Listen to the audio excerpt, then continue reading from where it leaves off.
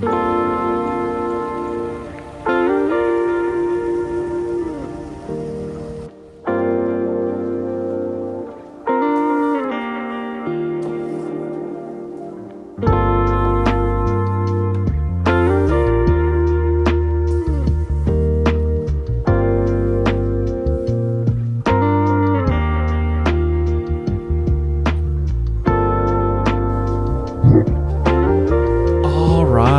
is up, fantasy fans? As always, I'm Shay from the channel Zachary Shay, and today we're going to be talking about my 90 books I read this year and whether or not they are a smash or you should read them, or a pass, or I don't really think they'll be worth your time, at least if your tastes align with mine. Now, if you have drastically different tastes and you know the things I don't love or things you might love, then maybe these are recommendations. Yeah, these are my smash or pass, and we're going to go in the order that I read them in, though there's a few that are out of order because I just forgot to add them to my list and stuff like that. I don't usually keep up with Goodreads. That's something I hope to do in 2026, but this is just a list I have in my notes app. And first we have changes. Smash. Blackstone Heart by Michael R. Fletcher. Smash. The Black Tongue Thief by Christopher Buehlman. Smash. Gates of Hope by J.E. Hannaford. Pass. Along the Razor's Edge by Rob J. Hayes. Smash. The Daughter's War by Christopher Buehlman. Smash. Side Jobs by Jim Butcher. Pass. The Gallant by Janny Wirtz. Smash. I did an audiobook of it. Major smash. She Dreams in Blood by Michael R. Fletcher. Smash. Empire of Silence by Christopher Rocchio. Smash. The Wavy Dam by Philip Chase. Smash. Looking Glass by Christina Henry. Smash. Millennial Manifesto by Michael R. Fletcher. Smash. A Once Crowded Sky by Tom King. Smash. Are these all smashes? Lessons Never Learned by Rob J. Hayes. Smash. Titus Andronicus by William Shakespeare. Smash. The Severing Sun by Von Roycroft. Smash. Norliska Groans by Michael R. Fletcher and Clayton Snyder. Smash. An End to Sorrow by Michael R. Fletcher. Smash. Dragon Mage by M.L. Spencer. Smash. One Word Kill by Mark Lawrence. Pass, but like a good, like close to smash. It's right on the edge, but I'd probably say, unless you're a Mark Lawrence mega fan, pass. Illuminations by Alan Moore. Personal smash. Objective smash. Dungeon Crawler Carl by Matt Dinneman. Smash. The Lesser Devil by Christopher Rocchio. Smash. The Prophet of Edan by Philip Chase. Smash. Howling Dark by Christopher Rocchio. Smash. Mercy Tears of the Fallen by Chance Dillon. Smash. From Cold Ashes Risen by Rob J. Hayes. Less than the first two, but smash. Master of Whitestorm by Janny Wirtz. The smashiest of smashes. Absolute smash on Master of Whitestorm. Ghost Story by Jim Butcher. Ooh. Smash? I guess. Ships of Marior by Janny Wirtz. Smash. Queen Amid Ashes by Christopher Rocchio. Smash. Sins of the Mother by Rob J. Hayes. Weakest in the series, but smash. Warhost of Vastmark. Smash. Bold Ascension by Von Roycroft. Smash. Even better than the first book. Demon in White by Christopher Rocchio. Smash. This book is excellent. Kingdoms of Death by Christopher Rocchio. Smash. I guess if you just see Rocchio's name, it's smash. The Road by Cormac McCarthy. Pass. Oh my gosh, I wish I had passed on this book. Pass. Of all the passes, The Road is the biggest. Lord Foulsbane by Stephen R. Donaldson. Smash. Wild Skies by K.E. Andrews. Pass. The Wood in Midwinter by Susanna Clark. Smash. Sorcerer's Legacy by Janny Wirtz. Her weakest book, but still a definite smash. Much like Rocchio, you see Wirtz's name, it's a smash for me. But that's earliest in her career. So Master of Whitestorm, Wars of Light and Shadow are a definite step up. But if you're a Janny fan, you need to check out Sorcerer's Legacy as well. Arcoma by Caleb Lott. Pass. Cold Days by Jim Butcher. Pass. Return to Edan by Philip Chase. Smash. Amazing trilogy conclusion. Ill Earth War by Stephen R. Donaldson. Smash. Skin Game by Jim Butcher.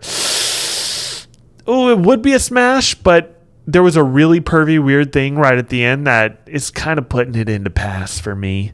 Probably the worst that the series has of it. Oh wait, no, I lie. Briefcases by Jim Butcher. Pass. Major pass. Pass. Pass. Blood Over Brighthaven by M.L. Wong. Smash. Another Kingdom by Andrew Klavan. Smash. Randolph Carter Tales by H.P. Lovecraft. Smash. The Call of Cthulhu and Other Stories by H.P. Lovecraft. Smash. The Dunwich Horror by H.P. Lovecraft and Other Stories. Smash. Fugitive Prince by Janny Words. Just smash. At the Mountains of Madness and Other Stories by H.P. Lovecraft, this is the closest he comes to a pass for me. I do think that this story is a little bit overhyped. I think Call of Cthulhu is overhyped as well, but it's still really good. And there's a lot of other stories within my Call of Cthulhu and Other Stories collection that I really enjoyed, like Rats in the Walls. Rats in the Walls is so good. The Comedy of Errors by William Shakespeare, unless you're a Shakespeare enthusiast, pass. Two Gentlemen of Verona by William Shakespeare. Good story, kind of so-so problematic ending, but I'd still say smash. Ashes of Man, smash. A Midsummer's Night's Dream, maybe for the literary, like for the references to it, maybe I'd say smash, but like overall for enjoyment, I'd say pass. Love's Labour's Lost, smash, by William Shakespeare. King John by William Shakespeare, smash. All right, Essex Dogs by Dan Jones. Smash. Essex Dogs is a smash for sure. No ifs, ands, buts. One of the highlight surprises of the year for me. Last Wish by Andrei Sapkowski. This was a pass, but then I reevaluated and I smashed. I actually liked this one quite a bit. Could be the lowered expectations because I did not love it the first time around, but smash. Sword of Destiny, pass, but I'm continuing with the series. A Game of Thrones, smash. Rise of the Ranger has some issues, but I'm excited to continue on with the series, and I'm going to say a smash. In terms of it has issues, I think it's just obvious that this is a debut novel, but I don't think that there are any like story-breaking elements for me. I think nothing in this is bad. It's just some things could be strengthened, and I think they will be in future books. The Damned King, okay, pass. Aside from the stellar beginning and the stellar ending, I would say pass, but I'm continuing on to book 4. Gilgamesh, the Stephen Mitchell translation, smash. The Drowned Kingdom, smash. That is a certified self-pub gem. Absolutely smash. The Talisman, personal smash. Objective pass. Tom Sawyer, smash. Dregs of Empire by Christopher Ruocchio, smash. I really implore you, if you're if you are convinced that you're only reading the main novels of Sun Eater and you don't want to go into the novellas and the short stories, I really encourage you to read Dregs at the very least. And I would probably put it after Ashes, before Disquiet. But I've heard some people say read it after Disquiet, and I think that's just as valid of a take. But I definitely think this is not one you should skip. I think Lorien's perspective is so vital to this series that I think Dregs is of all the side story stuff, I think it is the most essential. Once Was Willem, smash. Along with Essex Dogs, this is one of my favorite books in the second half of this year that wasn't written by Wirtz or Ruocchio. Like, Wirtz and Ruocchio, by far standout writers of the year for me. They're the two writers that I have enjoyed the most since finishing the majority of Erikson and Hobbs' bibliography. But I wasn't expecting to add more names to the list, and M.R. Carey and Dan Jones, M.R. Carey, author of Once Was Willem, Dan Jones, author of Essex Dogs, are the two that are like, okay, maybe their name needs to be added to the list, because these two books blew my socks off in the latter half of this year. So Once Was Willem is the smashiest of smashes. In any other year that didn't feature Master of Whitestorm, this would be my favorite standalone of the year. I adore Once Was Willem. I'd probably put it even over M.L. Spencer's Dragon Mage, which is an amazing standalone also. Mansfield Park by Jane Austen, smash. It's kind of middle of the road for her bibliography for me personally. Maybe my third favorite, ahead of Sense and Sensibility, but behind Emma and Pride and Prejudice. Sun Eater Short Stories, Volume 1 through 4. So Volume 1 is like a smash, and Volumes 2 through 4 are smash. Like for sure, absolutely, you should read these. They're well worth your time. I think his skill at telling short stories improved drastically between Volume 1 and 2. Not that Volume 1 is bad, but if you read Volume 1 and you're not really jiving with the short stories, I encourage you to give Volume 2 a try, because his ability to weave a short story is greatly improved in that second volume. My Father's Land by A.C. Wilson, smash. This is a self-pub gem to the max. Like I mentioned, Drowned Kingdom is a self-pub gem. I think it still has a dedicated fan base. I'd still heard about this. Whereas My Father's Land, I've really only heard Samwise talk about it, and it is really freaking good. Also, these paperbacks that it comes in, they have interior artworks that are really fun. The fantasy races are amazing. It is very clear that this author has paid a lot of attention to his world building, his races, and a lot of the different themes he tackles, I think, are well worth most readers' attention. It is marketed as a Christian fantasy series, and I bring that up a lot because I know a lot of people might be thrown off by that. I personally, raised Catholic, I wouldn't really call myself a Christian now, and I will say that I found the themes explored here to be captivating. It's a very good book that I think the appeal of this book reaches much farther than Christian audiences. If you love Jane Austen or Dickensian writing, though I admittedly have not read Charles Dickens yet, I'm going to fix that. If you love Dickensian Austen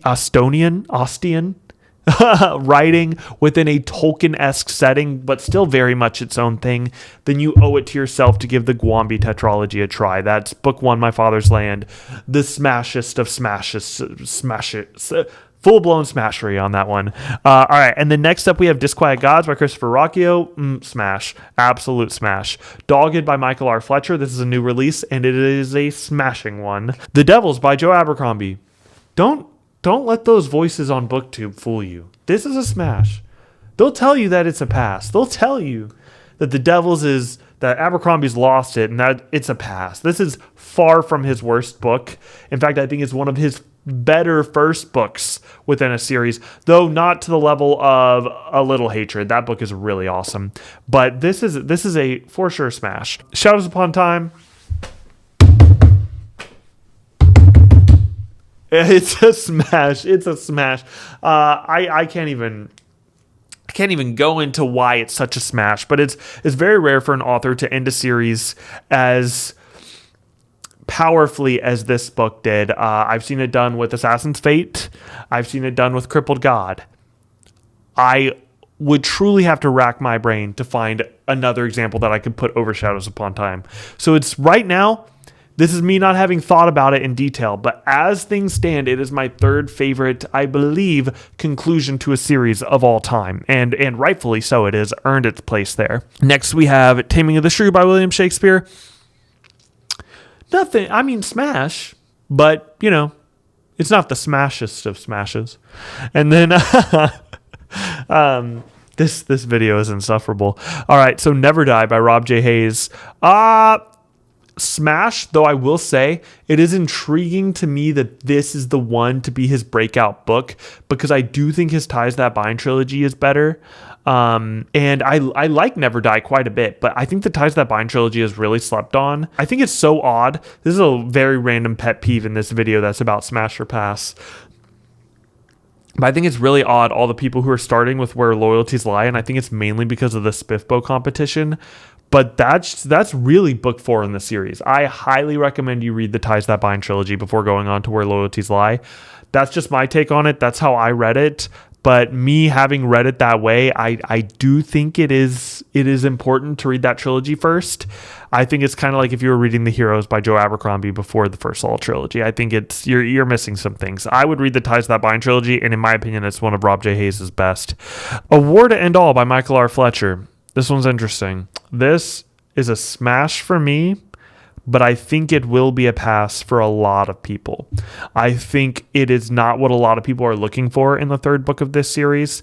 I think if your main interest in this series is our three main characters, Witch-Tig, Stellan, Benedict, I'd probably stop after book 2. I don't think book 3 is going to be to your liking, and some of the reviews that came out afterwards, I think they kind of confirm that is the case. And I think if you haven't read his other trilogies that are in the same multiverse, this book may not make as much sense. I had read those, so I enjoyed the reading experience more than I think some might, but I would say smash for me, but I feel like it's going to be a pass for a lot of people. Richard II by William Shakespeare, smash. This is probably the closest to Othello that any of his plays has come to in my reading. And then Last of the Atlanteans, an even bigger smash than book 1. This book improved so much in the dialogue, the prose. Not that there was any of that lacking in book 1, but it was, he definitely learned some stuff writing that first novel. And his second novel, his sophomore effort, is even better. We have Peace Talks. This is number 89. Pass. And then Battlegrounds. Both of these are by Jim Butcher, and I would say, I don't know, pass. This is a series that is, the whole series, I don't know if I would say smash or pass to, because there's so many things in here that I love, and I actually really adore the character of Harry Dresden. A lot of his intrusive thoughts that the character doesn't even act on are really heinous and just like extremely depraved, but I don't think those are actually Dresden's thoughts. I think it's the author not reining in some of his own intrusive thoughts. I don't think it's Dresden personally, because for how many depraved thoughts he has, these are just observations that we're getting from his first person narration, but he doesn't actually act on them. I think this series has some really good aspects, but I think it's impossible to enjoy it without putting your blinders up. I think most people who love this series do put up their blinders for a lot of the stuff, because a lot later in the series it gets even more pervy. I actually think the first 10 books are pretty tame. Like I wasn't offended by anything in the first 10, but there's kind of this like narrative on YouTube, on BookTube, that the perviness lets up later on in the series, and that is so incredibly untrue. And it's so incredibly the opposite, at least as far as my own perspective. It gets so much worse in the later books. Changes on, it gets pretty rough. And I would forgive people. I would not judge anybody willing to pass on this one. So that has been Smash or Pass with the 90 books I've read this year. And let me know if you've read any of these and if they were Smash or Pass for you. If you think that I was wrong about them, let me know down below. I'm sure somebody's gonna say The Road's a smash. I'm sure if I get that many views on this, somebody's gonna be like The Road's a smash. But I'm sorry, The Road's a pass. The Road is the biggest pass of the year. But thanks, guys. Peace.